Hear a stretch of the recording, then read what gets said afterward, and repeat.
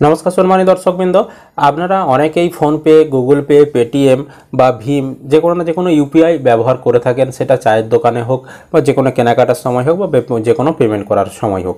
তো এবার এই ইউপিআইয়ের পেমেন্টের বিষয়ে একটি গুরুত্বপূর্ণ নিয়ম চালু হচ্ছে সমগ্র ভারতবর্ষ জুড়ে। কি সেই নিয়ম অবশ্যই আমাদের জেনে রাখা গুরুত্বপূর্ণ, সেটাই জানাবো আজকের এই ভিডিওতে। তার আগে ছোট্ট একটি অনুরোধ, চ্যানেলে যদি আপনি নতুন হয়ে থাকেন অবশ্যই চ্যানেলটিকে সাবস্ক্রাইব করে রাখবেন আর বন্ধুদেরকে ভিডিওটি শেয়ার করে তাদেরকেও কিন্তু খবরটি জানতে সাহায্য করবেন। চলুন এবার বিস্তারিত দেখিয়ে দিই। দেখুন, এই সংক্রান্ত প্রতিবেদনে বলা হচ্ছে চায়ের দোকানেও এখন অনেকে ইউপিআই আইডি ব্যবহার করে থাকেন, অর্থাৎ ইউপিআইয়ের মাধ্যমে পেমেন্ট করে থাকেন। কোটি কোটি মানুষের ভরসা এখন ইউপিআই পেমেন্ট সিস্টেম। এবার সেই ইউপিআই পেমেন্ট সিস্টেমে বড় বদল আনছে national payment corporation of India বা এনপিসিআই। এবার ইউপিআইয়ের মাধ্যমে 5 লাখ টাকা পর্যন্ত কর প্রদান করা যাবে। আগে এই সীমা ছিল অনেক কম। আগামীকাল থেকে এই নিয়ম লাগু হবে। উল্লেখ্য, নতুন নিয়ম কার্যকর করার জন্য ব্যাঙ্কগুলিকে নির্দেশও দেওয়া হয়েছে, অর্থাৎ 16 সেপ্টেম্বর থেকে করদাতারা ইউপিআইয়ের মাধ্যমে 5 লাখ টাকা পর্যন্ত কর দিতে পারবেন। এছাড়া ব্যক্তিগত ও অন্যান্য ক্ষেত্রেও নতুন সীমা প্রযোজ্য হবে। হাসপাতাল, শিক্ষা প্রতিষ্ঠান, আইপিও এবং আরবিআইয়ের রিটেল ডাইরেক্ট স্কিমে নতুন নিয়মে পেমেন্ট করা যাবে।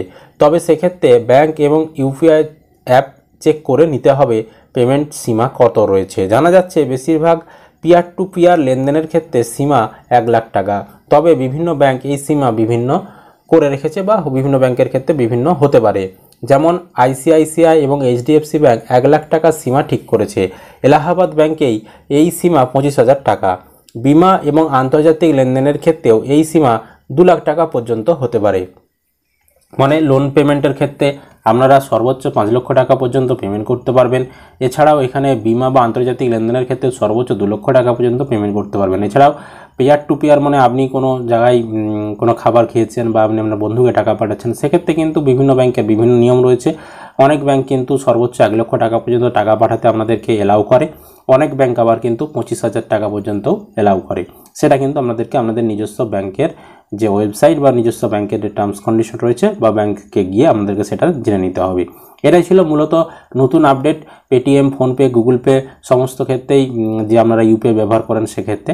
আশা করি আপনারা ভিডিওটা বুঝতে পেরেছেন। ভিডিও ভালো লাগলে লাইক করে দিবেন আর চ্যানেলটিকে অবশ্যই সাবস্ক্রাইব করে রাখবেন, বন্ধুদেরকে ভিডিওটি শেয়ার করে দেবেন।